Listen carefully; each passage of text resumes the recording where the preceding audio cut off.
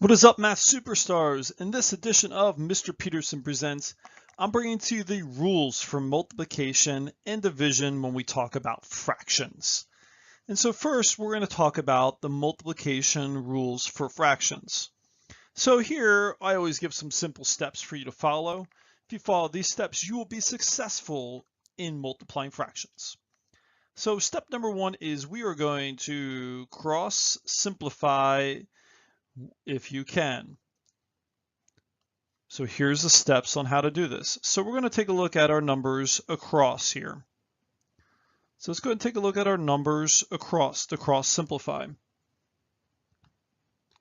So with our numbers across here, so we have 3 and 1 and 2 and 6. And so just like simplifying a fraction, we can actually simplify across. And so what we can do is, so 2 and 6, we know that we can divide both of those by 2. And for 1 and 3, those are already simplified, so we're going to leave those alone. And so what we do is we rewrite our fractions now. So 2 divided by 2 is 1.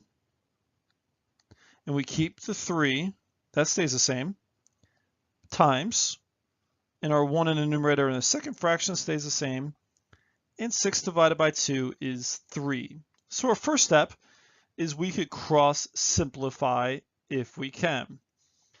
There is a benefit to cross simplifying before rather than simplifying after. And so if you say, I'm not too certain about cross simplifying right now, I'm just going to go to step 2. You can do that, but be warned that you're going to have to simplify at the end. So now that we have rewritten our fractions here, now we're going to go ahead and multiply our numerators across here. So the fill in the blank is multiply your numerators. And so what we do is we take 1 times 1, and that gives us 1. So now in step 3, we're going to go ahead and multiply our denominators. So 3 times 3 is equal to 9. And then last but not least, we're going to check to make sure that our final fraction is simplified. And so we look at 1/9, that's already simplified. So that makes us happy. Happy face with squiggly hair. So let's talk about division rules for fractions. So what we have is we have a key word that we're going to focus on, and this word is the reciprocal. So this word reciprocal, all that means is that we are going to flip the fraction. So this is an important step when dividing fractions. So let's go ahead and find the reciprocal of 1/2.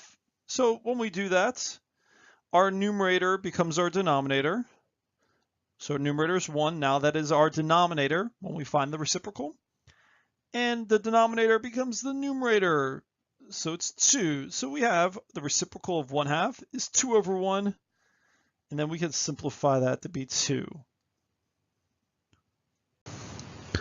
So now let's try 2/3. We're going to find the reciprocal of 2/3. And so what we do is the denominator becomes the numerator and the numerator becomes the denominator. So let's flip it. So we get 3 over 2. And then we simplify it. So we simplify it, it's 1 and 1/2. So now we need to find the reciprocal of 3. And you go, what do I do? So first step is we need to make 3 into a fraction. So the way we do that, any whole number, the denominator is always 1. And then we flip it. So 3 over 1, the reciprocal is 1/3. So we got to remember, anytime you see a whole number, make it into a fraction over 1 first. Do this first, and then do the reciprocal. So now let's go over the rules for dividing fractions.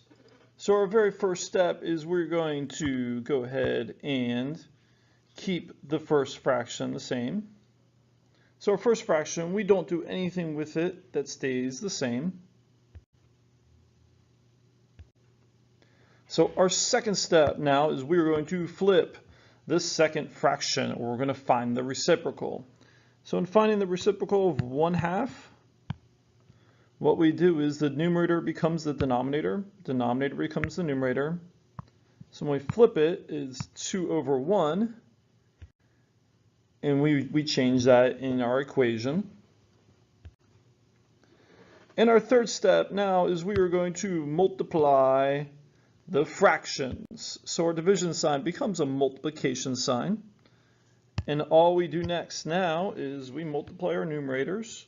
So 3 times 2 is 6. 5 times 1 is 5. And then we simplify into a mixed number of 1 and 1/5. And so by following the steps for dividing fractions, 3/5 divided by 1/2 gives us an answer of 1 and 1/5.